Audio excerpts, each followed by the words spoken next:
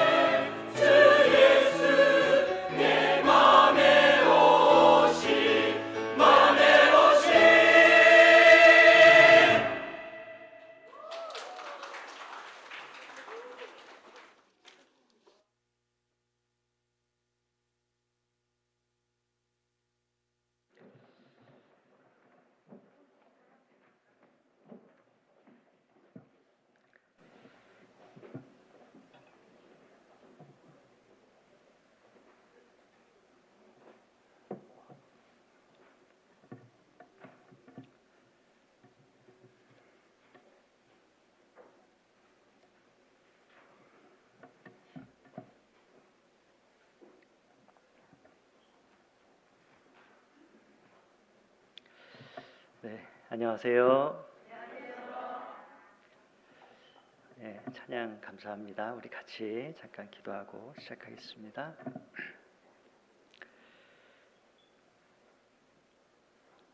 사랑과 은혜가 충만하신 거룩하시고 자비로우신 하나님 아버지 감사합니다.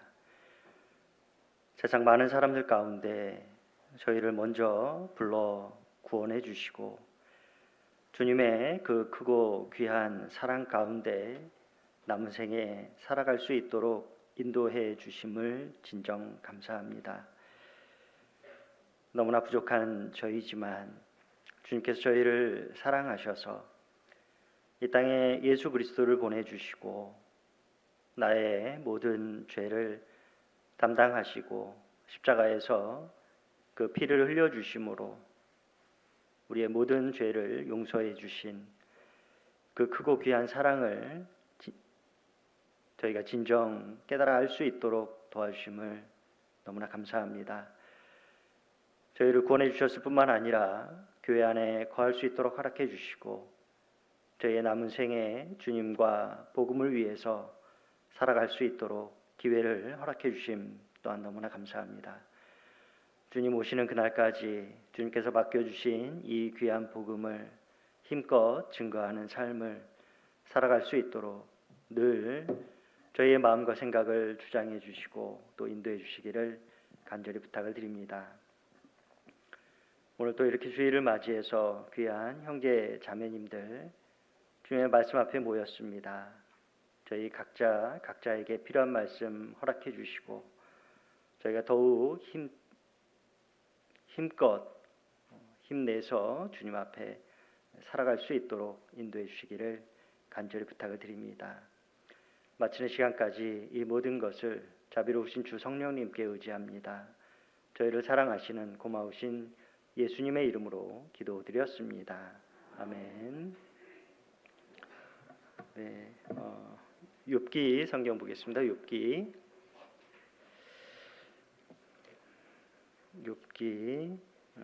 5장 7절 말씀 보겠습니다.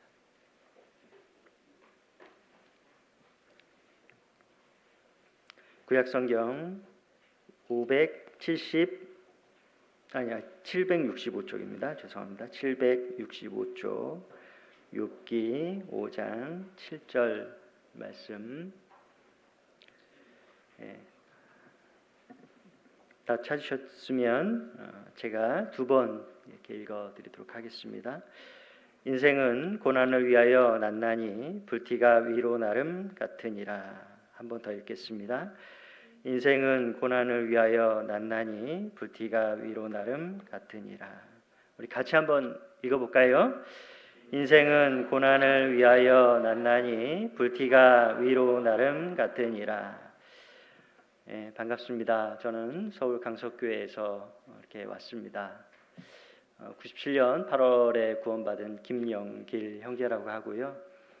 이렇게 주일을 맞이해서 우리 경주교회 우리 귀한 형제자매님들 이렇게 함께 뵐 수 있게 돼서 너무 감사하고 또 기쁘게 이렇게 생각이 됩니다.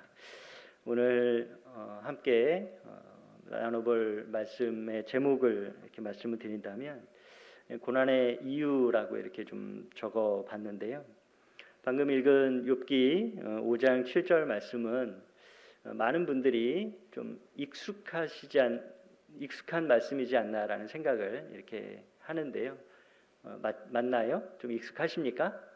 좀 많이 익숙하죠. 저 개인적으로도 구원받고 얼마 안 돼서 이 성경을 읽었을 때 이 말씀이 참 많이 이렇게 눈에 들어왔던 기억이 나고 그 이후에도 많은 형제자매님들이 이 말씀 인생은 고난을 위하여 났나니 불티가 위로 나름 같으니라 이 말씀은 참 많이들 이렇게 공감하시지 않나라는 생각을 합니다. 이렇게 공감을 하기 때문에 좀 많이 기억하고 또 이렇게 익숙해지지 않았나라는 생각을 하는데요. 왜 그러한가를 잠깐 생각을 해보면 물론 이제 모든 성경 말씀이 진리이고 우리 모두에게 필요한 말씀이긴 분명하지만 특별히 우리 인생이 고난이 있다라는 게 너무나 우리 삶 가운데 분명하기 때문에 인생은 고난을 위하여 났다라는 이 말씀의 표현은 우리 모든 이에게 다 아멘이 되는 그런 말씀이기 때문이지 않나라는 생각도 이렇게 해보게 됩니다. 인생은 고난을 위하여 났나니 불티가 위로 나름 같으니라. 인생은 고난을 위해서 났다. 불티가 위로 나름 같다. 물론 이 뒤에 나와 있는 불티가 위로 나름 같으니라는 어떤 특별한 뜻을 이렇게 깊게 이렇게 생각할 필요까지는 없는 것 같고요. 각자 우리 형제자매님들이 느끼는 대로 이렇게 읽으시면 좋을 것 같습니다. 저도 이 불티가 위로 나름 같다라는 이 말씀이 무슨 뜻일까를 참 많이 고민을 했었는데요. 어찌 보면 인생이 고난이 있다라는 것은 불티가 위로 올라가는 건 자연스러운 거잖아요. 그런 것처럼 인생에 고난이 있는 것은 자연스러운 거구나 이렇게 이해를 하고 있습니다. 뿐만 아니라 불티가 위로 나른다라고 할 때 그 불티를 자세히 이렇게 관찰을 해보면 순간 반짝하고 없어지잖아요. 그래서 우리 인생이 반짝이고 그 고난의 때도 잠깐이구나라는 것을 우리에게 교훈해 주시지 않나라는 생각도 이렇게 해볼 수 있는데요.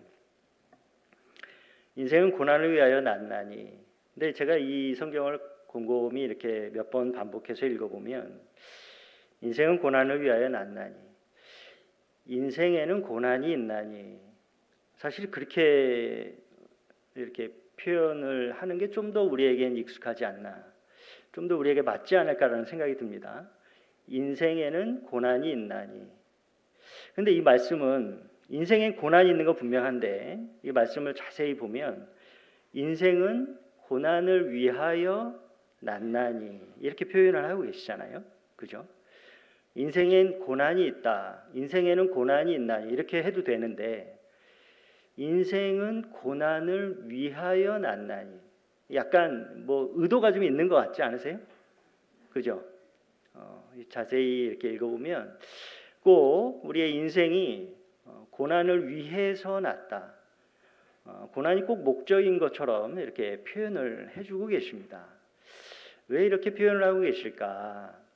우리 인생 가운데 이 고난이 우리에게 연결지어지는 게 과연 얼마나 이렇게 긴밀하게 연결이 되어 있다면 인생이 그 목적이 고난인 것처럼 이렇게 이해될 수 있도록 인생은 고난을 위하여 났다 이렇게 표현을 해놓으셨을까 이런 생각도 이렇게 해보게 됩니다.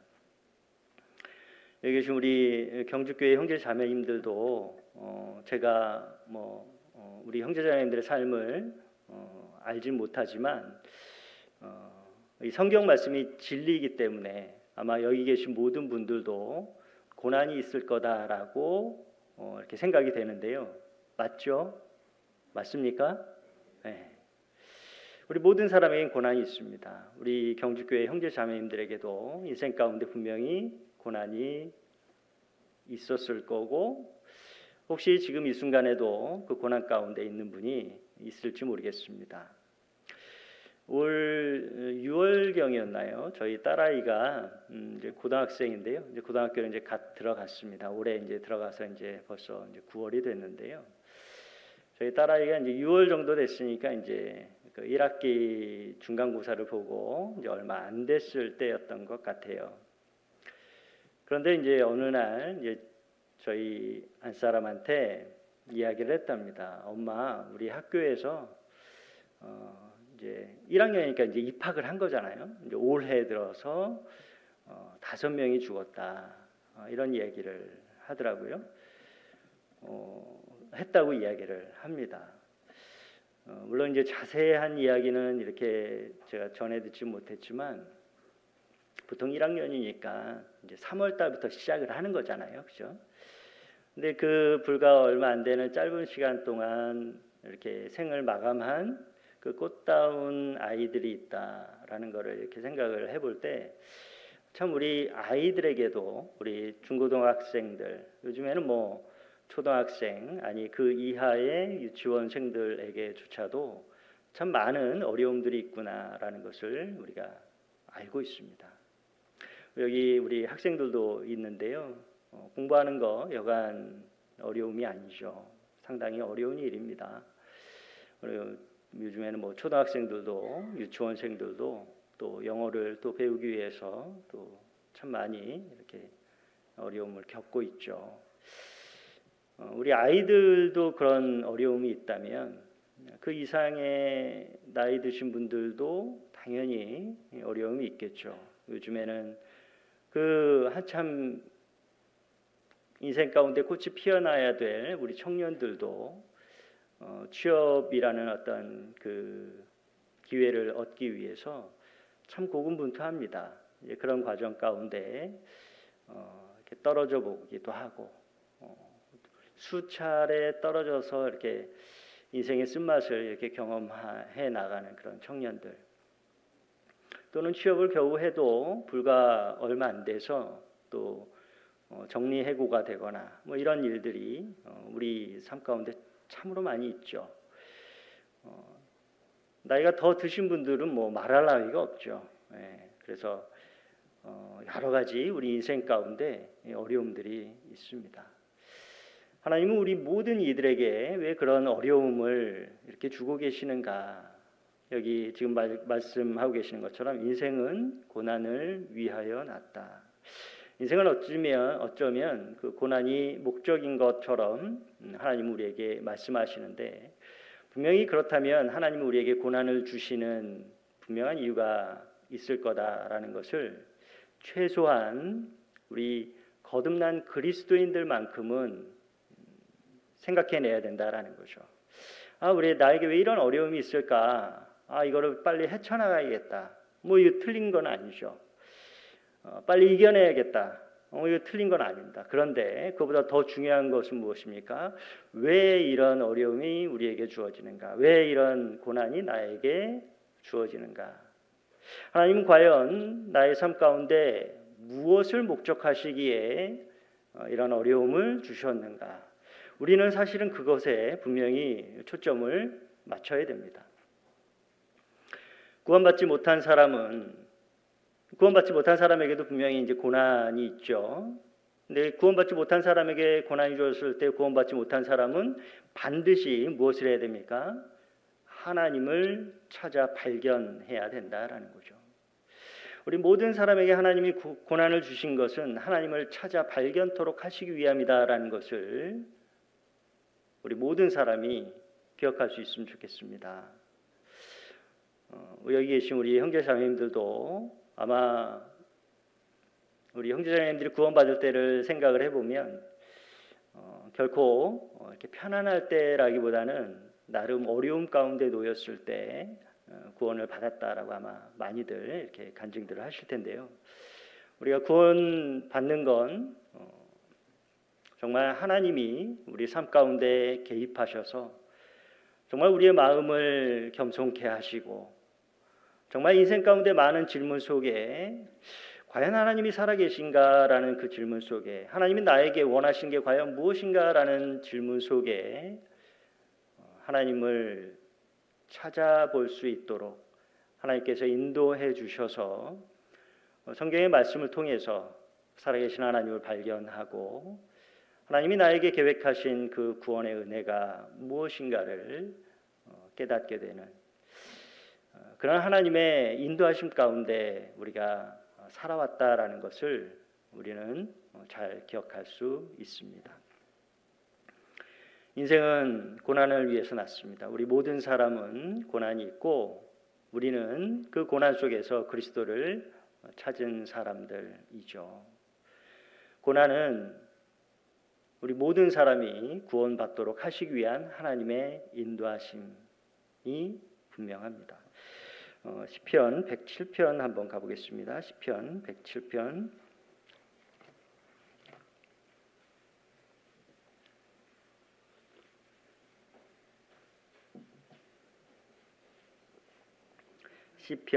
107편 12절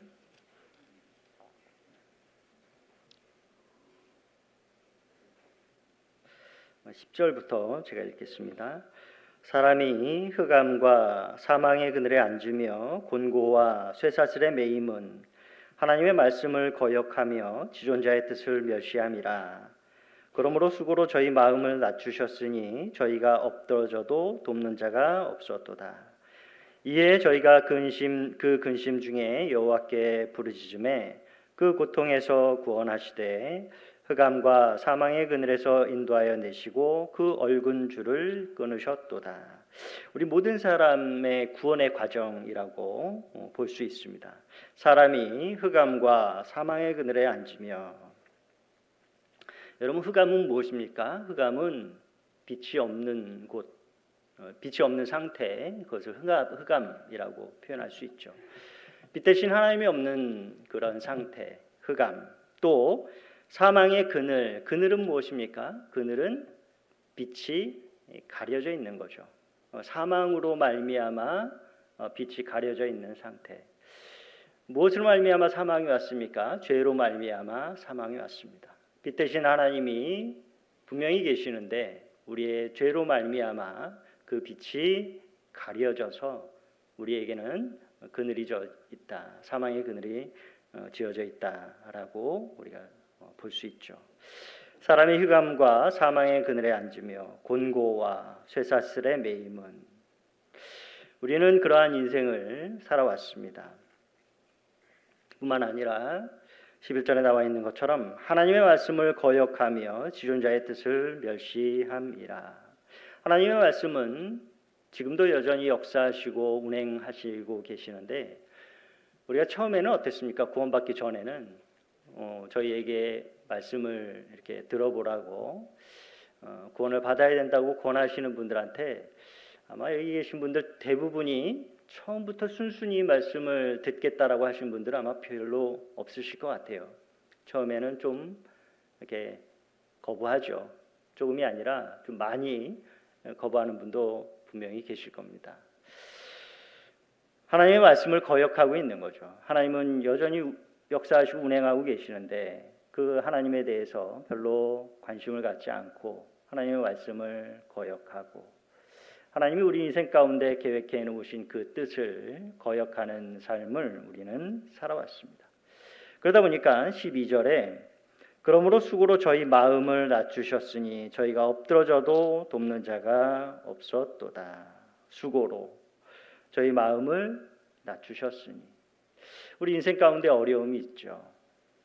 수고해도 그 결실이 없고 어려움과 어려움 가운데 계속 나아가기도 하죠. 결국 어떻게 됩니까? 엎드러지는 거예요. 더 이상 나아가지 못하고 엎드러져 있는 우리의 모습을 발견할 때도 있습니다. 근데 주변에 돌아보니까 나를 도와줄 수 있는 사람은 아무도 없는 거예요. 우리는 그런 인생을 살아옵니다. 그런데 결국 어떻게 되냐면 13절에 이에 저희가 그 근심 중에 여호와께 부르짖음에, 결국 우리는 하나님을 찾고자 하는 마음을 하나님께서 이렇게 이끌어 주시죠. 그래서 마지못해 결국 그래 내가 한번 들어줄게, 가보자 라는 마음으로 이렇게 나옵니다. 그리고는 말씀을 듣는 중에 살아계신 하나님을 발견하고 하나님 앞에 자신의 모습이 어떠함을 분명히 깨닫고 마음속 깊이서 부르짖게 되죠. 하나님, 저를 구원해 주십시오. 결국 그 고통에서 구원해 주시고 우리를 지금 이곳 경주교회까지 인도해 주셨다라고 또한 말씀드릴 수 있습니다. 우리 모든 사람에겐 그러한 과정이 있다. 근데 여기 계신 분들은 일정 부분 그 과정 속에서 하나님의 뜻을 발견하고 구원까지는 얻은 그런 분들이다라고 생각이 됩니다.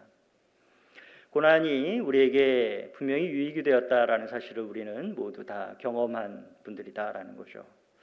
그래서 내가 고난이 있었는데 그 고난이 나에게 구원으로 인도하는 소중한 기회가 되었구나. 이 고난으로 말미암아 내가 하나님을 알게 되었고 이 고난으로 말미암아 내가 그리스도를 발견하게 됐구나.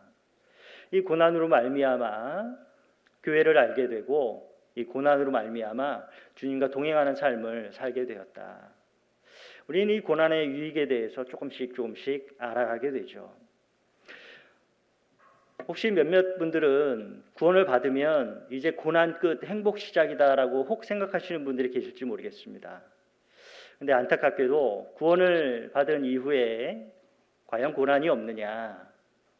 안타깝게도 구원을 받은 이후에도 우리 그리스도인들에게는 고난이 있습니다.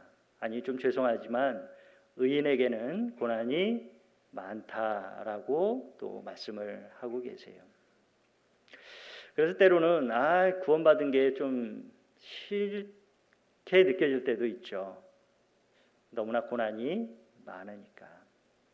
그런데 우리가 깊이 생각을 해보면 그것이 진정 하나님이 나를 인도하시는 하나님의 그 선하심이다라는 것을 우리는 기억해낼 수 있어요.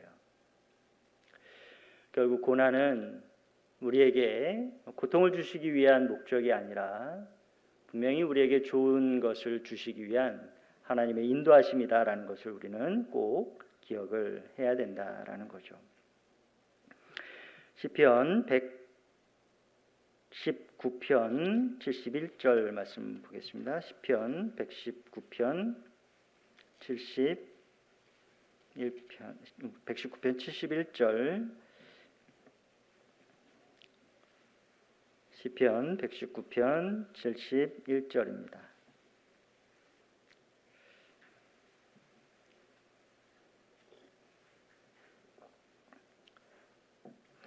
고난 당한 것이 내게 유익이라. 이로 인하여 내가 주의 율례를 배우게 되었나이다. 고난 당한 것이 내게 유익이다라고 분명히 말씀하고 계시죠. 이로 인하여 내가 주의 율례를 배우게 되었나이다. 그러니까 고난 받는 것보다 주님의 율례를 배우는 것이 나에게는 훨씬 더 유익된다라는 것이죠. 고난으로 말미암아 힘든 것보다 그것으로 말미암아 얻어진 유익이 훨씬 더 크다라는 것을 우리는 기억해야 된다라는 거예요. 근데 그것에 대해서 오늘 조금 더 이렇게 생각을 해보려고 하는데요. 앞으로 조금 가보시죠. 119편 67절 한번 보시면 119편 67절 고난 당하기 전에는 내가 그릇 행하였더니 이제는 주의 말씀을 지키나이다. 고난 당하기 전과 그 후에 대한 비교가 나오는데요. 고난 당하기 전에는 내가 그릇 행하였더니 잘못된 길을 갔다라는 거죠. 이제는 주의 말씀을 지키나이다. 고난이 우리 삶 가운데 잘못을 이렇게 제거하는 그런 역할이 있다라는 거죠. 그 고난을 겪으면서 당장 우리가 어려움을 딱 겪으면 제일 먼저 이렇게 생각되는 게 내가 뭘 잘못했지? 이게 이제 제일 먼저 생각이 되죠. 내가 뭘 잘못했을까? 내가 하나님 앞에 어떠한 부족한 게 있을까? 이런 것들을 먼저 생각을 합니다. 그리고 그것이 발견이 되면 어떻습니까? 우리는 하나님 앞에 그 잘못을 고백하고 다음부터는 그런 잘못을 하지 않도록 구하는 일을 우리가 많이 해나가잖아요. 그러면서 어떻게 됩니까? 그 잘못된 행위들을 이렇게 버려가게 되죠. 그러면서 더욱 그리스도인다운 삶으로 이렇게 바뀌어가는 그리스도인의 모습으로 이렇게 변화되어 간다라고 볼 수 있습니다. 그래서 우리가 고난을 당하면서 조금씩 그리스도인의 품격을, 인격을 이렇게 갖춰가게 되죠. 그래서 결국 주변 사람들이 나의 삶을 통해서 그리스도를 보게 되는 그런 일을 하나님은 우리의 삶 가운데 이루어 가신다라는 겁니다. 고난이 주어졌을 때 우리가 보통 많이 이렇게 생각하는 게 방금 이야기 드렸던 것처럼 내가 뭘 잘못했을까? 이제 그런 것들을 또 생각을 하면서 동시에 우리는 어떤 생각을 하냐면 이 고난을 빨리 벗어나고 싶다라는 생각을 당연히 하게 되죠. 고난이 빨리 없어졌으면 좋겠다. 고난을 빨리 이렇게 어떻게든 이겨내야겠다. 좋은 마음입니다. 고난을 이겨내고 고난을 극복해내는 것 분명히 필요한 부분이죠. 그런데 여러분 여기서 분명히 기억해야 될 부분이 있습니다. 당연히 고난은 이겨내야 되고 극복해야 되는 부분이지만 인생은 고난을 위하여 난나니 불티가 위로 나름 같다라는 욥기 5장 7절 말씀처럼 고난을 위해서 인생이 났다. 분명히 이 고난의 목적이 있을 거다. 하나님이 나에게 이 어려움을 허락하신 이유가 무엇인가? 만약에 그게 죄라면 당연히 버려야 되겠지만 혹시 죄가 아닌 경우에도 고난이 있습니까? 없습니까? 있어요. 그렇죠? 잘 사는데도 고난이 있습니다. 그러니까 참 그런 걸 생각하면 참 신앙생활이라는 게 어떻게 해야 되는가에 대해서 깊이 이렇게 생각해야 되는 부분이기도 하죠. 잘 사는데 고난이 있다. 아마 여기 계신 우리 경주교회 형제자매님들 중에서도 정말 나름 열심히 잘 사는데 고난이 오는 그런 경험을 해보신 분도 계실 거예요. 평화로이 잘 살고 있습니다. 하나님을 섬기고 그 자녀들도 그 아버지의 그 신앙적인 모습을 잘 본받아서 자녀들도 반듯하게 이렇게 살아갑니다. 평화로운 하루 일상 가운데 갑자기 고난이 닥치기도 하죠. 우리 삶 가운데도 그런 일이 얼마든지 있을 수 있습니다. 여러분들, 평화로운 삶 가운데 고난이 닥친 대표적인 사람이 한 사람 있습니다. 고난의 사람 내지는 인내의 사람으로 알려져 있죠. 혹시 누군지 기억하십니까? 욥입니다. 욥기에 한번 가보겠습니다. 욥기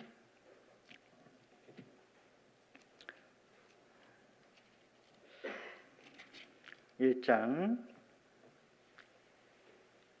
13절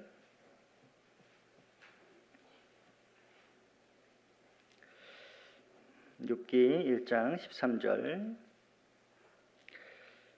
하루는 욥의 자녀들이 그 맏형의 집에서 식물을 먹으며 포도주를 마실 때 사자가 욥에게 와서 고하되 소는 밭을 갈고 나귀는 그 곁에서 풀을 먹는데.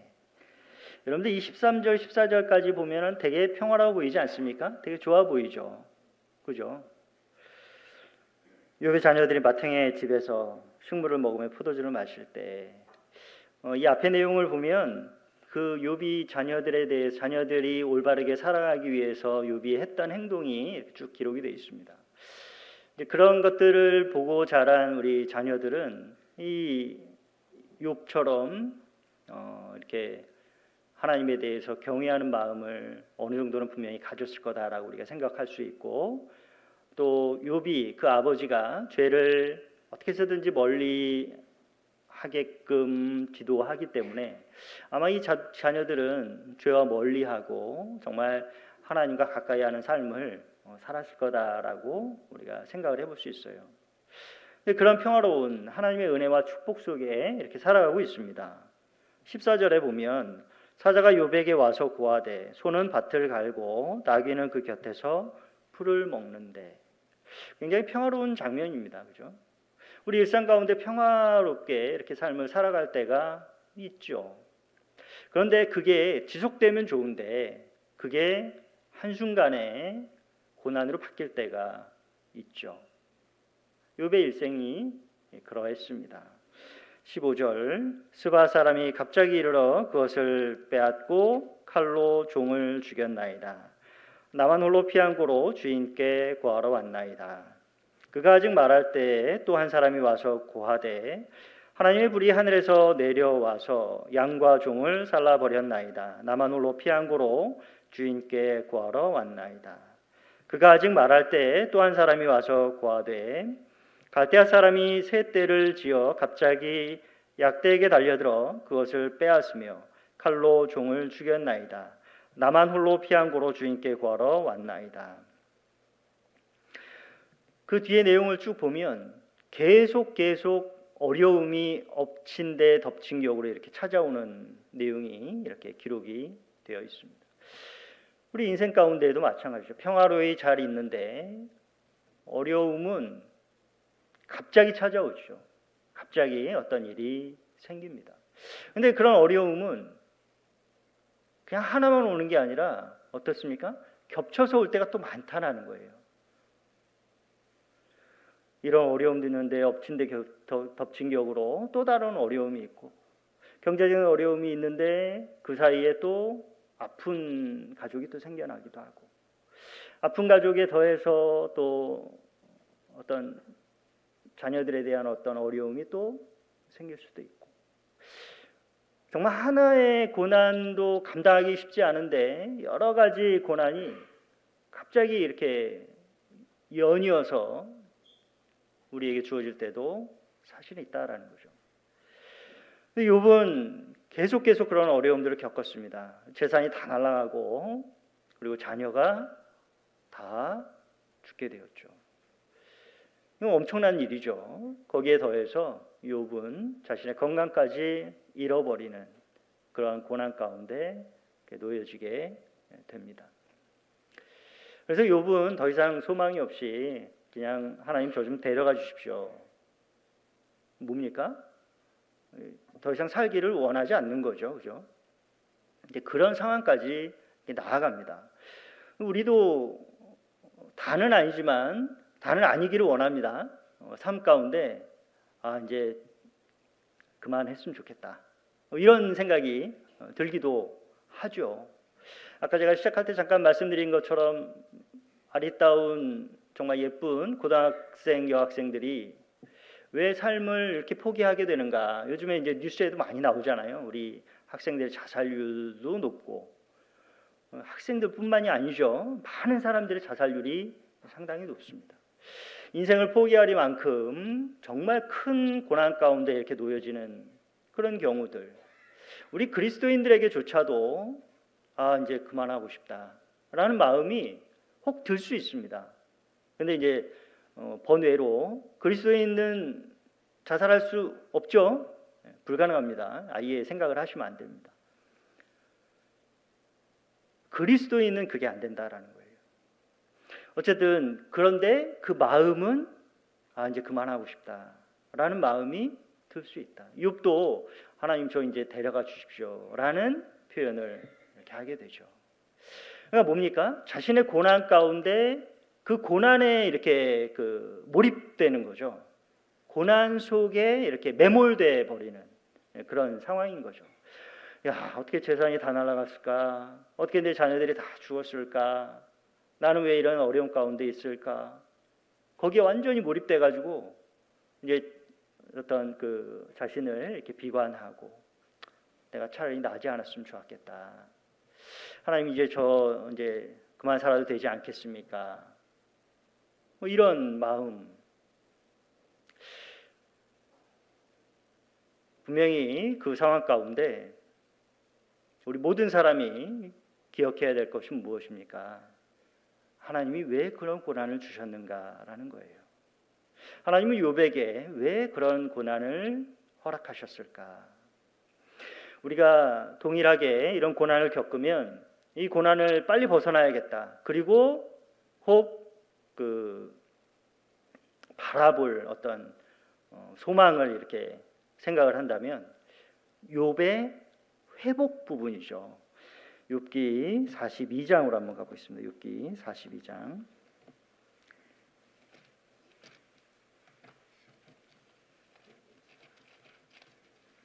욥기 42장 10절 말씀. 욥기 42장 10절.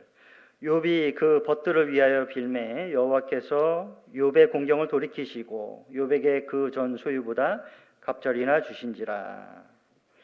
조금 내려가셔서요. 12절입니다. 여호와께서 욥의 모년에 복을 주사 처음 복보다 더하게 하시니 그가 양 1만 4천과 약대 6천과 소 1천결이와 암나귀 7천을 두었고 또 아들 7과 딸 셋을 낳았으며.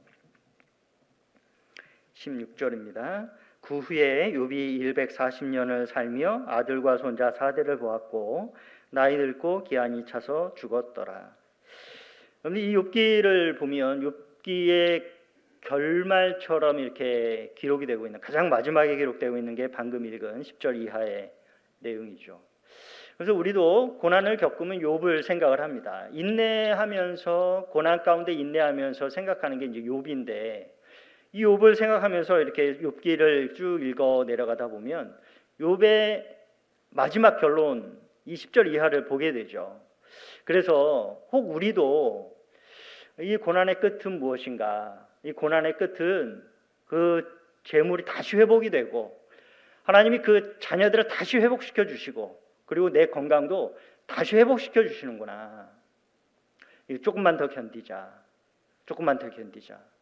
이런 마음 가운데 우리가 신앙생활을 합니다. 그죠? 맞나요? 아닌가요?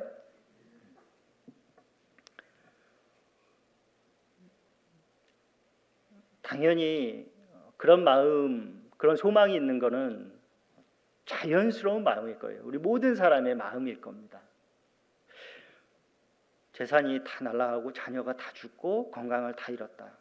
그러면 다시 하나님이 이 욥기 성경은 다시 하나님이 분명히 전능하신 하나님이니까 회복시켜 주시지 않겠냐. 그리고 내 건강도 회복시켜 주시지 않을까. 하나님이 어떻게든 나를 회복시켜 주실 거다. 아주 좋은 마음이죠. 그런데 여기서 저희가 꼭 기억해야 될 게 있습니다. 과연 하나님이 욥에게 고난을 주신 이유가 10절 이하를 주시기 위해서 고난을 주신 건가요? 그렇지 않다라는 거예요. 10절 이하를 주시기 위해서 욥에게 고난을 주신 것이 결코 아니라 하나님은 분명히 욥에 대해서 하나님이 계획하신 바가 있었다라는 거죠. 우리 모든 사람에게도 고난을 주시는 것은 분명히 하나님이 계획하신 분명한 목적이 있다라는 것을 우리가 기억하고 그것을 어떻게 해서든지 찾아내야 된다라는 거예요. 여기 이제 나이가 조금 있으신 분들은 아마 기억하실 텐데 그 소설 빙점이라는 거 들어보셨죠? 소설 빙점. 그 빙점이라는 그 소설을 기록한 그 작가 미우라 아야코라는 일본의 여류 소설가죠. 이 소설가가 참 인생 가운데 어려움이 많았다. 특히 이제 병 때문에 이렇게 어려움을 많이 겪은 사람인 것 같아요. 근데 이 미우라 아야코가 이 병 중에 많은 생각을 했겠죠. 소설을 쓰기도 하면서 많은 생각을 하면서 이제 그가 이제 하나님에 대한 믿음을 하나님에 대해서 알게 되고 그리스도에 대한 믿음을 갖게 됩니다. 그러면서 그가 이제 그 하나님에 대한 많은 이런 글들을 이렇게 남겼는데요. 그가 이런 말을 했다라고 하죠. 모든 고난에는 이유가 있다. 이렇게 이야기를 합니다. 우리 모든 사람에게도 하나님이 분명히 이유 있는 고난을 주실 거다라는 거예요. 자, 욥에게 이런 고난을 주신 이유는 과연 무엇일까요? 자, 그 이유 답을 보겠습니다. 욥기 42장 5절 말씀. 욥기 42장 5절 말씀 보겠습니다. 내가 주께 대하여 귀로 듣기만 하였사옵더니 이제는 눈으로 주를 배움나이다. 이 욥기에 하나님이 욥에게 주신 고난의 이유를 찾는다면 아마 5절이지 않을까라는 생각을 합니다. 왜 하나님이 욥에게 고난을 주셨느냐? 사실 욥은 이 고난이 있기 전에는 어땠습니까? 귀로 듣기만 하는 신앙이었다라는 거예요. 그런데 이 고난을 겪은 이후에는 어떻게 된 겁니까? 이제는 주를 봅니다. 이렇게 간증을 하고 있는 거죠. 다시 다른 표현을 한다면 결국 하나님은 이 욥에게 더 이상 이제 귀로 듣는 것이 아니라 이제는 주님을 봐라. 그 목적으로 말미암아 욥에게 고난을 허락하신 거다라는 거예요. 우리 모든 이들에겐 고난이 있습니다. 그 고난에 우리도 몰입될 것이 아니라 하나님이 나에게 이 고난을 주신 이유가 뭔가? 나를 통해서 무엇을 깨닫도록 하시는가? 전에는 듣기만 하는 신앙에서 이제는 주님을 보는 신앙으로 하나님이 나를 바꿔가시는 거다라는 것을 우리는 분명히 인식하고 사실은 보려고 노력해야 된다라는 거죠. 그 하나님의 뜻을 하나님이 나에게 고난을 주신 그 뜻을 어떻게 해서든 찾으려고 노력해야 된다라는 거예요. 그래서 우리에게 어려움이 주어지면 어떻습니까? 어려움이 주어지면 교회를 더 열심히 나가게 되죠. 그리고 말씀을 더 찾게 됩니다. 그죠? 맞죠? 안 그러십니까 여기? 사실은 그래서 어려움이 있는 분들이 겉으로는 별로 티를 안 냅니다. 거의 티를 안 내죠. 그런데 정말 힘들게 일을 하고도 그 늦게까지라도 교회당에 발걸음을 하고 정말 지친 몸을 이끌고 어떻게 해서든지 교회에 함께하고 하나님의 뜻을 교회 안에서 찾고자 부더니 애를 씁니다. 말씀도 하나님의 뜻을 찾고자 정말 집중해서 하나님 저에게 이런 어려움이 있는데 왜 제가 이런 어려움이 있습니까? 라는 마음으로 간절히 말씀 속에서 그 답을 찾기 위해서 혹시 제가 잘못한 게 있다면 하나님 알려주십시오. 제가 고치겠습니다. 라는 마음으로 이렇게 앞에 와서 이렇게 말씀을 듣잖아요. 그런데 또 어떤 경우는 그렇습니다. 고난이 오면 스스로 해결하려고 교회를 멀리하는 경우도 있죠. 스스로 해결하기 위해서. 말씀도 잘 눈에 안 들어오고 기도도 때로는 잘 안 될 때가 사실 있습니다. 그러면 어떻게 됩니까? 그럼 위험한 거예요. 빨리 생각을 바꿔 먹어야 됩니다. 분명히 하나님이 나에게 주신 이유는 내가 그것을 해결하라고 하나님이 나에게 고난을 주신 것이 아니잖아요. 그러면 하나님이 나에게 주신 이 고난의 이유를 분명히 찾기 위해서 우리는 더 주님의 말씀 앞에 나아가야 되고 교회 안에서 그 답을 찾기 위해서 힘써 살아가야 된다라는 거죠. 자, 이 욥의 이 5절 내용을 깊이 한번 생각을 해보십시오. 내가 주께 대하여 귀로 듣기만 하였사옵더니 이제는 눈으로 주를 배움나이다.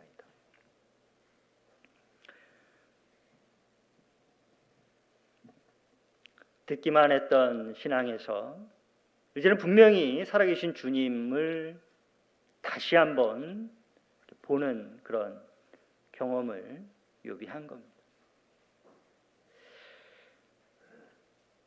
그리고 6절에 가서 그러므로 내가 스스로 한하고 티끌과 제 가운데서 회개하나이다. 하나님이 이 욥에게 고난을 주신 분명한 이유와 목적은 5절 6절 말씀인 거예요. 하나님을 보게 하는 신앙으로 그리고 자신의 연약함을 발견하고 하나님의 크심을 발견하는 것. 그죠? 이렇게 됐을 때 욥의 마음이 어떻게 됐을까요? 욥은 정말 하나님을 발견했습니다. 정말 참된 신앙을 다시 한번 일깨운 거예요. 우리가 구원에 대한 신앙을 다시 한번 일깨우면 어떻게 됩니까? 여러분 한번 생각을 해보십시오.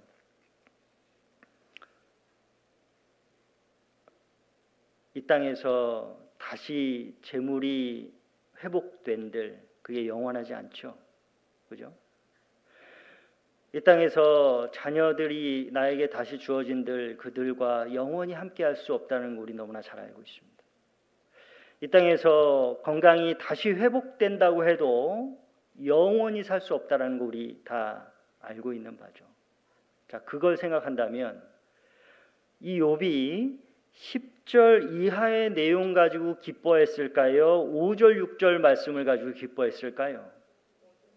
5절 6절 말씀을 가지고 기뻐했을 거예요. 분명한 신앙이 그의 마음 가운데 다시 힘있게 일어났다면 주님 다 가져가신 거 뭐 주님이 주셨으니까 그거에 대해서 크게 불편하지 않았을 겁니다. 자녀를 잃은 거에 대해서도 그 자녀들이 지금 하늘에 있다라는 사실에 대해서 감사할 수 있었을 거예요. 건강도 이제 잠깐 후면 주님을 만난다. 영원한 신령한 몸을 입고 주님과 함께한다라는 걸 생각을 하면 사실은 그것만으로 족할 수 있었을 겁니다. 그죠? 욥은 실제로 5절 6절로 사실은 그가 이 욥기 성경에서 얻어야 될 답은 찾은 거예요, 사실은. 그러면 10절 이하의 내용은 뭡니까? 그냥 제가 표현하자면 덤으로 주신 거예요. 이해가 가십니까? 덤으로 주신 거다라는 거예요. 자, 우리 이런 경험 해보잖아요. 정말 어려운 가운데인데 어떤 것을 딱 깨달았다. 정말 그걸 딱 깨닫는 순간 마음이 환해지고 정말 감사의 기쁨의 그런 눈물을 흘릴 때도 있어요. 그런데 그때 상황이 바뀌는 게 아니죠. 상황은 여전히 똑같습니다. 상황은 여전히 똑같은데 내가 하나님의 말씀을 읽고 하나님이 나에게 깨닫게 하심으로 말미암아 내가 뭔가 하나님의 은혜를 발견할 때 하나님 감사합니다. 주변 상황은 하나도 바뀐 게 없는데 하나님 감사합니다. 내 마음이 바뀌는 거잖아요. 내 마음이 바뀌는 거예요.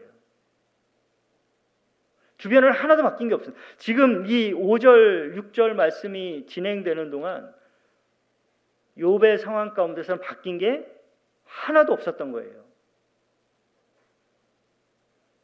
욥은 주님에 대해서 본 것만으로 충분했을 거예요.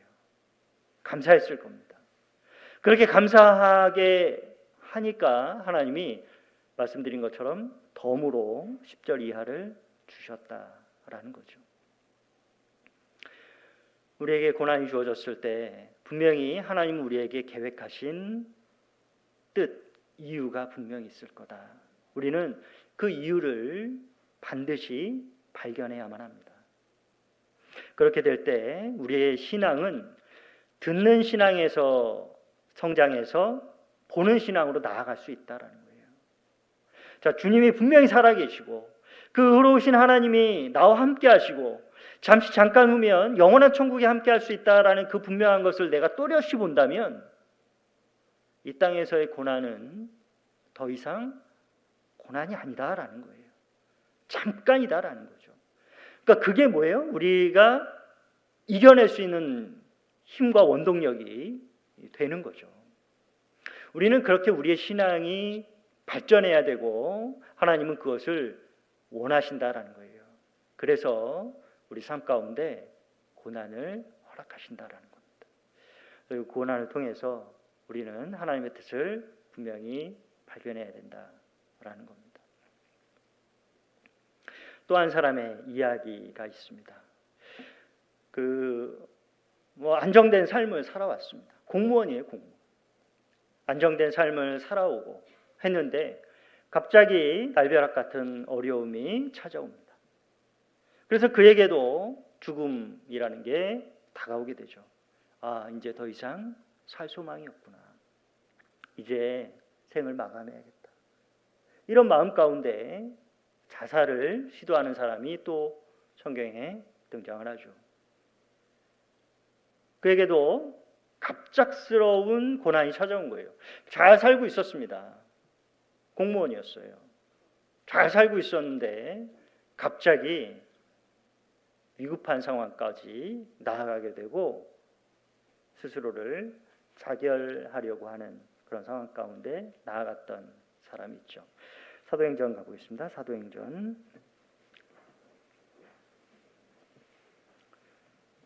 16장입니다.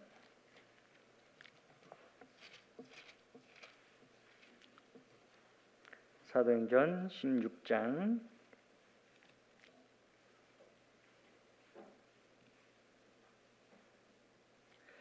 23절부터 보겠습니다. 사도행전 16장 23절. 많이 친 후에 옥에 가두고 간수에게 분부하여 든든히 지키라 하니 그가 이러한 영을 받아 저희를 깊은 옥에 가두고 그 발을 착고에 든든히 채웠더니. 여기 이제 간수가 나오잖아요. 간수. 우리가 이제 공무원이라고 이제 생각을 해볼 수 있는데요. 이 사람은 간수예요. 그죠? 나라의 일을 하고 있는 사람입니다. 뭐 어려울 게 없는 거죠. 뭐 잡아오면 가두는 일을 하고 지키는 일을 해왔어요. 그의 삶 가운데는 자신에게는 어려움이 있을 거라고는 전혀 생각을 못했을 거예요. 그런데 갑작스럽게 놀라운 일이 벌어지죠. 고난이 찾아옵니다. 그에게 고난이 찾아오죠. 26절. 이에 호련히 큰 지진이 나서 옥터가 움직이고 문이 곧 다 열리며 모든 사람의 매인 것이 다 벗어진지라. 간수가 자다가 깨어 옥문들이 열린 것을 보고 죄수들이 도망한 줄 생각하고 검을 빼어 자결하려 하거늘. 여기 보시면 이 간수가 밤이 됐어요. 자고 있는 겁니다. 감옥에 가둬놓고 누군지도 몰라요. 그냥 사도 바울이라는 사람 그리고 실라라는 사람. 근데 들은 얘기는 있습니다. 그런데 그냥 크게 여기지 않았어요. 근데 갑자기 여기 나와 있는 것처럼 호련히 큰 지진이 났습니다. 그동안 편안한 삶을 살아왔습니다. 그런데 천재지변이 일어난 거예요. 큰 지진이 났습니다. 옥문들이 열린 거예요. 모든 사람이 매인 것이 다 벗어집니다. 이 간수가 자다가 번쩍 깬 거예요. 보니까 옥문이 열려 있는 겁니다. 그 당시에 로마는 간수가 죄수가 도망가면 그 죄수에 대한 대가를 간수가 치러야 되잖아요. 죄수가 도망갔다라고 생각한 거죠. 그럼 내가 이제 죽어야 되는구나. 소망이 끊어진 거죠. 편안하게 잘 살고 있었던 그 간수였는데 한순간에 소망이 딱 끊어진 겁니다. 그리고는 어떻게 했습니까? 자결하려고 한 거예요. 고난이 찾아온 거죠. 고난이 찾아왔습니다. 죽으려고 한 거예요. 하나님은 모든 인생에게 고난을 주신다라고 말씀을 드렸습니다. 이 간수에게도 고난이 허락된 거예요. 그런데 놀라운 일이 벌어졌죠. 그 뒤에 보면 28절에 바울이 크게 소리질러 가로되 내 몸을 상하지 말라 우리가 다 여기 있노라 하니. 자결하려고 하는데 바울이 소리칩니다. 내 몸을 해하지 말아라. 상하지 말아라. 우리가 도망 안 갔다. 여기 있다. 그래서 이 간수가 이제 등을 가지고 가서 내려가서 더 확인을 하잖아요. 그리고 어떻게 됩니까? 그들에게 이렇게 어떻게 하여야 구원을 얻으리까?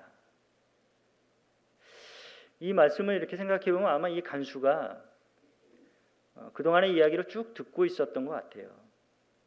그래서 사도 바울과 그 일행들이 무엇을 전하고 있는가라는 것을 귀담아 듣고 있었던 것 같아요. 그렇기 때문에 하나님이 그 사도 바울을 인도하셔서 이 간수를 만나게 해주셨다라고 또한 볼 수 있습니다. 그러니까 이제 소망이 끊어지고 하나님을 찾아 만날 수 있는 기회가 주어진 거죠. 그럴 때 30절에 저희를 데리고 나가 가로되 선생들아 내가 어떻게 하여야 구원을 얻으리까 하거늘. 소망을 묻고 있는 거죠. 어떻게 하여야 구원을 얻으리까? 고난이 있었지만 그 고난은 구원을 얻을 수 있는 그 소망으로 이어진다라는 거죠. 그리고 31절, 32절 말씀은 같이 읽어보겠습니다. 가로되 주 예수를 믿으라. 그리하면 너와 내 집이 구원을 얻으리라 하고 주의 말씀을 그 사람과 그 집에 있는 모든 사람에게 전하더라. 저희가 31절은 많이 암송을 합니다. 그죠? 가로되 주 예수를 믿으라. 그리하면 너와 내 집이 구원을 얻으리라 하고 이거 많이 암송하시잖아요. 그런데 여기 우리 경주교회 형제자매님들은 31절 암송하실 때 32절까지 암송을 하시면 더 좋겠어요. 그 뒤에 내용이 뭡니까? 32절 내용이 뭡니까? 주의 말씀을 그 사람과 그 집에 있는 모든 사람에게 전하더라. 31절까지만 하면 구원을 얻는 거예요? 못 얻는 거예요? 31절까지만 하면 가로되 주 예수를 믿으라. 그리하면 너와 내 집이 구원을 얻으리라. 이건 약속이에요. 약속. 그죠? 약속인데 반드시 그것을 구원을 얻기 위해서 꼭 해야 될 건 뭡니까? 32절이라는 거예요. 32절. 주의 말씀을 그 사람과 그 집에 있는 모든 사람에게 전하더라. 구원을 얻으리라는 약속이 있는데 말씀을 전하지 않으면 어떻게 됩니까? 구원을 못 받는 거예요. 약속만 믿고 있으면 반드시 믿는다라고 한다면 뭐가 돼야 됩니까? 행함이 따라야 된다는 거예요. 말씀을 전해야 된다라는 거죠. 그죠? 말씀이 우리 안에 역사합니다. 말씀이 그들에게 역사했던 거예요. 그래서 주의 말씀을 그 사람과 그 집에 있는 모든 사람에게 전하더라. 33절 밤 그 시에 간수가 저희를 데려다가 그 맞은 자리를 씻기고 자기와 그 권속이 다 세례를 받은 후 저희를 데리고 자기 집에 올라가서 음식을 차려주고 저와 온 집이 하나님을 믿었으므로 크게 기뻐하니라. 자, 이 간수 입장에서 보면 고난이 있었습니다. 고난이 있었는데 그래서 살 소망까지 끊어지고 자결하려는 상황까지 간 거예요. 그런데 하나님은 결코 그것을 허락하지 않으시고 사도 바울을 통해서 말씀을 듣도록 하셨습니다. 자, 우리 주변에 어려운 고난 가운데 있는 사람들이 있습니다. 혹시 이제 삶을 그만해야겠다, 뭐 이런 극단적인 상황까지 가신 분이 혹 계실지 모르겠어요. 우리 주변에 요즘에 이렇게 생을 마감하시는 분들이 참 많잖아요. 젊은 분도 그렇고 어르신들도 그렇고 많이 있습니다. 근데 구원받지 않은 분들이 그렇게 생을 마감하면 안 되잖아요. 그죠? 우리는 어떻게 해야 됩니까? 어떻게 해서든지 막아야 돼요. 어떻게 해서든지 막고 그들에게 하나님의 말씀을 전해야 됩니다. 하나님의 말씀을 들려드려야 되는 거예요. 살아계신 하나님이 있다라는 것을 알려줘야 됩니다. 고난의 이유가 있다라는 것을 알려줘야 돼요. 당신에게 갑자기 이런 재난이 임한 것, 이런 어려움이 임한 이유가 분명히 있다. 천재지변이 일어난 이유가 분명히 있다. 우리에게 이런 힘든 상황이 허락된 이유가 분명히 있다. 거기에만 몰입되거나 거기에 멈춰 서면 안 된다라는 거죠. 분명히 하나님이 살아계시고 그 하나님이 이것을 허락하셨다라는 거예요. 왜 그렇습니까? 하나님을 찾도록 하시기 위함이다라는 거예요. 하나님이 살아계시다는, 이 땅이 전부가 아니다라는 거예요.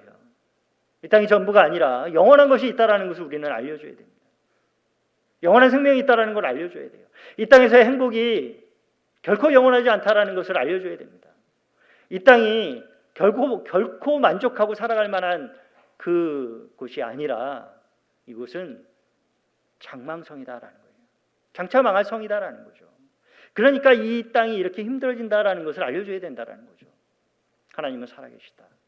이걸 알려주고 우리의 운명이 과연 어떻다라는 것을 또 알려주고 지금 죽으면 지옥이다. 하나님을 모르고 구원받지 못하고 죽으면 지옥이다라는 사실을 알려줘야 된다라는 거예요. 지옥이 분명히 있다라는 사실을 알려줘야 된다라는 겁니다. 그리고 그 지옥의 형벌을 피할 길을 또 알려줘야 된다라는 거죠. 사도 바울은 그러한 일을 한 거예요. 그래서 이 간수가 구원을 받았습니다.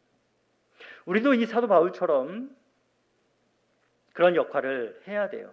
자, 이 말씀을 이 사도행전 16장 지금 이 바울과 실라가 감옥에 갇혀서 이 간수가 구원받는 이 내용에서 간수의 입장에서 보면 구원을 받아야 되는 그런 상황 가운데 있는 거지만 사도 바울 입장에서는 어떻습니까? 사도 바울은 구원받은 그리스도인이잖아요.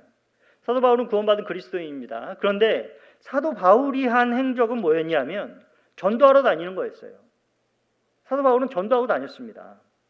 그래서 그 앞에 보면 빌립보에서 루디아라는 여자를 말씀을 전해서 루디아가 구원을 받는 내용이 나오죠. 그런데 하나님의 자녀로 구원을 받고 하나님이 원하시는 복음을 전하고 다니는 그 바울에게 고난이 찾아왔어요. 귀신 들린 여종이 와가지고 지극히 높으신 하나님의 종으로 구원의 길을 너희에게 전하는 자라라고 여러 날을 계속 이야기하니까 이제 바울이 도저히 견디지 못해서 그 귀신에게 명하서 나와라라고 이야기를 하죠. 결국 그 사건으로 말미암아 옥에 갇히는 거예요. 사도 바울 입장에서 생각을 해보십시오. 구원을 받았습니다. 그 복음을 전하는 삶을 살았어요. 그리고 어땠습니까?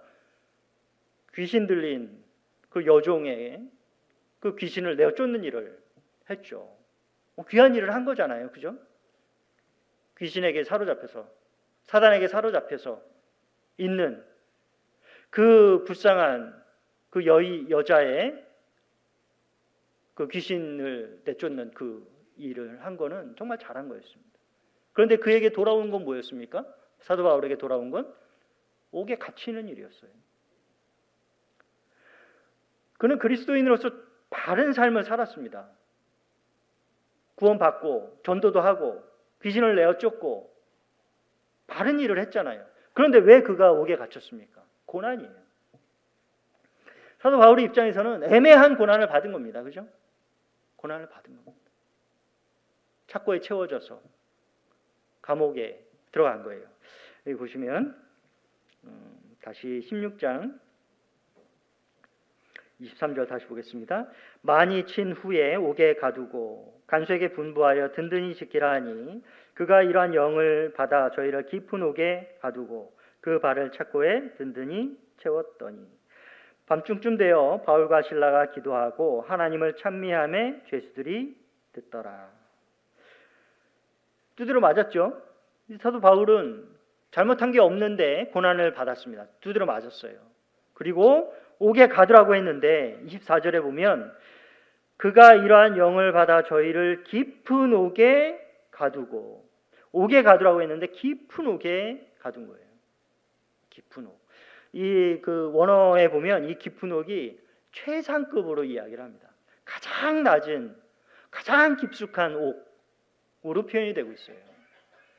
가장 정말 하나님의 그 복음 전하는 사도로 정말 열심히 복음을 전하고 있었던 그 바울이 가장 낮은 감옥에 갇힌 상황이 된 거죠. 고난이 허락이 된 겁니다.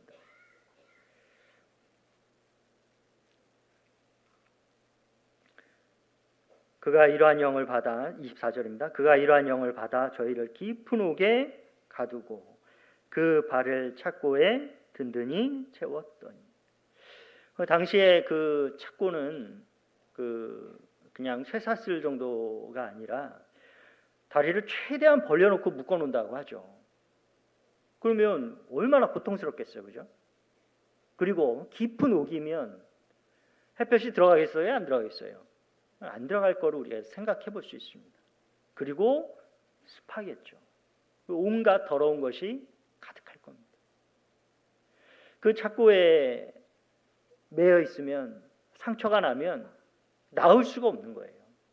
그냥 고통스럽게 있는, 죽어가는 그런 환경 가운데 놓인 거죠. 25절 밤중쯤 되어, 제가 이 성경을 이렇게 보면서 이런 생각을 잠깐 해봤습니다. 깊은 옥에 가두었어요. 깊은 옥에 가두었는데 그 뒤에 25절에 보면 밤중쯤 되어 이렇게 하나님이 굳이 표현을 하고 계십니다. 여러분, 깊은 옥에 가두면 밤인지 낮인지 알 수 있을까요, 없을까요? 잘 모를 거예요. 그냥 느낌으로만 알 겁니다. 그런데 성경에서는 밤중쯤 되어를 기록을 하고 있어요. 제가 이것을 이렇게 생각해 보면서 이런 생각을 해봤습니다. 아마 일반적인 사람으로는 가장 마음적으로 낮아질 때, 고통의 시간이 이렇게 길어지잖아요. 고통의 시간이 길어지면 처음에는 뭐 여러 가지 소망들을 생각을 하겠죠. 좀 있으면 풀려날 거야. 좀 있으면 풀려날 거야. 뭐 이런 인간적인 생각을 할 수 있지 않았겠습니까? 그런데 밤중쯤 되어를 기록한 건 그 인간적인 소망이 다 끊어질 때를 이야기를 하고 있지 않나라는 생각도 해봤어요. 밤중쯤 되어. 그런 인간적인 소망이 다 끊어지는, 다 이제 포기하고, 이 사람의 방법으로는 이제 더 이상 할 게 없구나. 이제 끝인가 보다. 뭐 이런 생각을 했을 수도 있죠. 그런데 이때 사도 바울은 무엇을 했습니까? 여기 보시면 25절 밤중쯤 되어 바울과 실라가 기도하고, 이런 생각도 해봤습니다. 여기 계신 우리 형제자매님들도 한번 생각해 보세요. 무슨 기도했을까요? 혹시 이 말씀 많이 읽어보셨죠? 그죠? 이 말씀 많이 읽어보셨을 겁니다. 무슨 기도했을까 생각해 보셨나요, 혹시? 뭐 여러 가지 이렇게 생각은 자유니까 여러 가지 생각을 해볼 수 있습니다. 근데 분명히 기도했다라고 표현을 하고 계시잖아요. 여기 계신 우리 형제자매님들 기도할 때 빠뜨리지 않고 하는 기도가 있죠? 그죠? 뭡니까? 살아계신 하나님이 나를 구원해 주신 그거에 대한 감사. 그거는 빠뜨리지 않고 하시죠?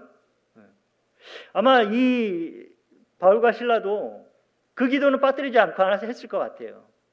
그것을 정말 깊이 묵상했을 거다라고 또한 생각해 볼 수 있습니다. 살아계신 하나님이, 나를 구원해 주신 하나님이, 전능하신 하나님이 지금 이 옥에다가 나를 가둬놓으셨다. 바울과 실라가 하나님을 원망했을까요? 그러지 않았을 겁니다. 이제 잠시 잠깐 후면 주님을 만난다. 아마 더 큰 소망 가운데 있었을 거예요. 그거를 우리가 생각할 수 있는 그 근거, 이유가 바로 그 뒤에 나옵니다. 25절 보면, 다시 보면, 밤중쯤 되어 바울과 실라가 기도하고, 뭐라고 되어 있어요? 하나님을 찬미하네. 당연히 기도했는데 찬미했다라고 한다면 그 기도의 내용이 무엇이었을까라는 것을 미뤄 짐작해 볼 수 있습니다. 하나님 감사합니다. 이대로 끝나도 좋습니다. 그죠? 하나님이 여기까지 저를 쓰신다면 그래도 좋습니다. 여기까지라도 나를 쓰신 거에 대해서 너무나 감사합니다. 바울은 그런 마음이었을 거예요. 그러니까 주님을 찬미했습니다. 고난이 분명히 주어졌는데 그리스도인임에도 불구하고 주님 앞에 열심히 살아가고 있는데도 불구하고 고난은 주어졌다라는 거예요. 그런데 그 고난 속에서 하나님이 분명히 사용하시고자 하는 그 이유를 발견했을 때 사도 바울은 찬미할 수 있었습니다. 결국 이 바울을 통해서 이 간수가 구원을 받게 되잖아요. 만약에 이 사도 바울이 이 감옥에 갇히지 않았다라고 한다면 과연 이 간수가 구원을 받을 수 있었을까?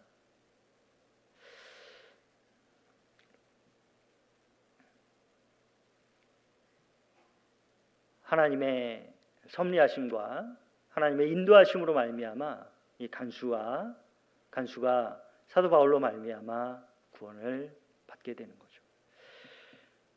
우리에게 어려움이 있습니다. 우리에게 솔직한 마음으로는 고난은 없었으면 좋겠죠. 그런데 고난이 있습니다.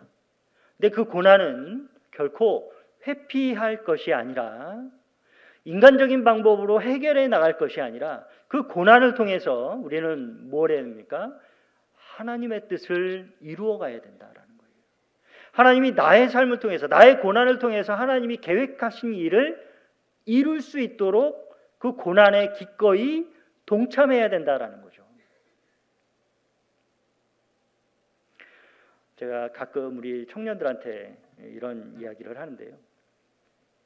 직장 생활 하다가 이렇게 좀 안 맞고 어렵고 하면 이렇게 요즘 청년들이 이렇게 퇴직을 좀 잘 하는 편이에요. 비교적. 근데 그 회사가 예를 들어서 어렵다. 회사가 어려운 상황이다. 급여가 조금 좀 불안하다. 그럴 때 그 퇴사하는 분들이 있습니다. 근데 여전히 남아 있는 분들도 있어요. 하나님이 회사를 어렵게 하시는 이유가 있겠죠? 그죠? 그런데 그 어려움을 하나님이 주셨는데 그 어려움을 피하고자 나가버려요. 근데 여전히 그 회사에는 사람들이 있습니다. 과연 그럴 때 어떻게 하는 것이 옳은가? 물론 하나님의 계획 가운데 어느 정도는 그 안에 함께 하면서 그들의 고난에 함께 해야 된다는 거죠. 그리고 그 회사가 어려워지는 이유는 하나님이 마음을 낮추시는 거잖아요. 그게 뭐예요? 기회인 거예요, 기회. 그럴 때 복음을 전하는 거죠. 사람들의 마음이 낮아질 때. 그런데 자기는 정말 그 편안한 상황 가운데 어려운 사람들, 경제적으로 고난을 겪고 있는 사람들에게 전도한다. 사실 쉽지 않습니다. 전혀 염려가 없는, 고난이 없는 상황에서 고난이 많은 사람을 전도하는 것, 혹시 그런 경우는 어떻게 되냐면 그 전도를 받는 분이 어떻게 되냐면 저분은 보니까 고난이 없는 것 같아. 어려움이 없고 늘 좋은 것만 있는 것 같아. 어떻게 돼요? 이 땅에서의 복을 바라보고 말씀을 듣는 경우가 생긴다라는 거죠. 기복적인 신앙으로 저희 말씀을 접하게 된다라는 거예요. 근데 저희가 전하는 복은 뭡니까? 영원한 복이잖아요. 이 땅에서의 편안한 복이 아니잖아요. 그죠? 우리 모든 사람에게 고난이 있는데 그 고난을 그리스도인들에게도 주시고 세상 사람들에게도 주시는 것은 동일한 환경 가운데서 살아가도록 하시는 이유는 그 상황 속에서 우리는 비록 고난을 겪지만 우리는 영원한 소망을 갖고 사는 사람이다라는 것을 드러내기 위함 아닙니까? 우리는 그것을 반드시 기억해야 된다라는 거예요. 디모데후서 1장 8절 보겠습니다. 디모데후서 1장 8절.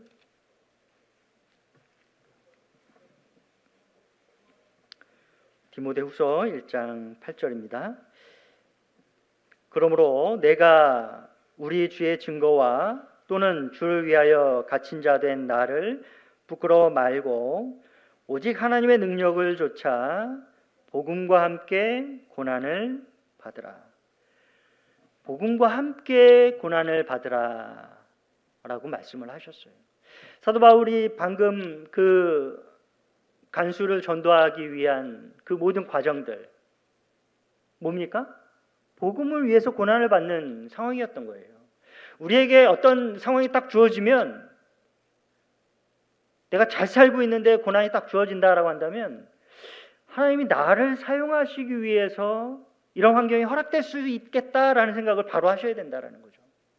예를 들어서 운전을 하고 가는데 차 사고가 났습니다. 나 바쁜데 지금 가야 될 길도 멀고 할 일도 많은데 야, 이게 왜 또 이 사고가 났냐? 하나님 왜 저한테 이런 일이 일어납니까? 좀 막아주시지 왜 이런 사고가 이렇게 납니까? 어찌 보면 고난이죠, 그죠? 차 수리도 해야 되고 신고도 하고 합의도 봐야 되고 막 여러 가지 일이 있을 수 있잖아요. 그런데 그런 차 사고가 나는 분명한 이유가 있을 거다. 하나님이 그냥 죄송한 표현이지만 골탕 좀 먹으라고 이런 게 아니잖아요, 그죠? 하나님이 왜 이런 일을 나에게 허락하셨을까? 그래서 이제 어떤 분들은 그렇게 하시더라고요. 그 상대방한테 바로 이렇게 복음을 전하는, 그죠? 그래서 구원받는 분들이 꽤나 있습니다. 어찌 보면 고난으로 끝날 수 있는 일인데, 그죠? 고난으로 끝날 수 있는 일인데 정말 그 고난을 통해서 하나님이 분명히 이유가 있을 거다. 근데 다행히 놀랍도록 그 상대방 운전자가 하나님을 찾는 사람이다라는 거죠. 전혀 생면부지인 사람인데 몇 번의 연락을 통해서 혹시라도 그쪽이 비율이 좀 더 높다라고 한다면, 그죠? 합의를 하기 위해서라도 이렇게 부탁을 할 수 있잖아요, 그죠? 그래서 말씀 한번 들어보자. 그렇게 해서 구원받고 신앙생활 하시는 분들도 이렇게 받습니다. 복음과 함께 고난을 받는 것이 필요하다. 고난 따로, 신앙생활 따로가 아니다라는 거예요. 베드로전서도 한번 가보겠습니다. 베드로전서 3장 13절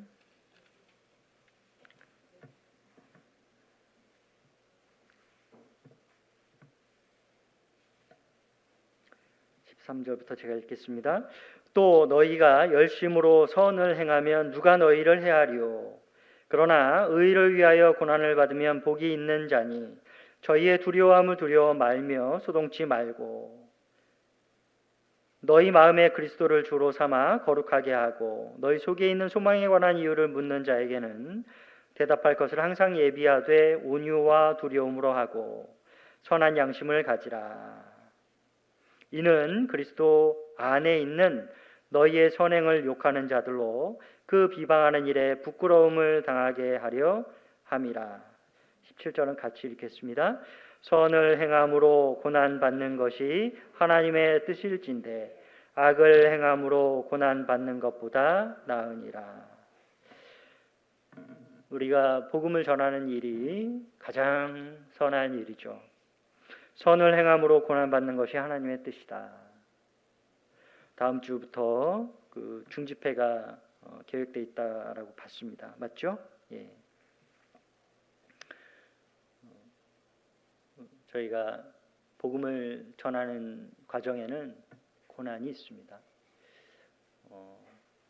직장에서도 빨리 일을 마쳐야 되고 또 좀 쉬어야 되는 그 상황 속에서도 그 쉬는 것을 뒤로 하고 복음의 말씀을 증거하는 일에 동참하는 그 일 또한 고난이다라고 말씀드릴 수 있어요. 근데 그것으로 말미암아 주님은 역사하신다라는 사실을 우리는 기억해내야 됩니다.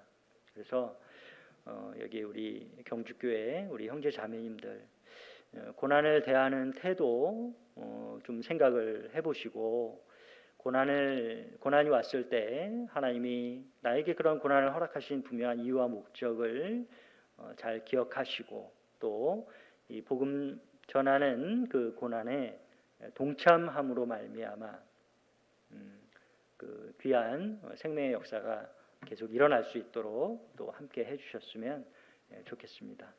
기도하고 마치겠습니다.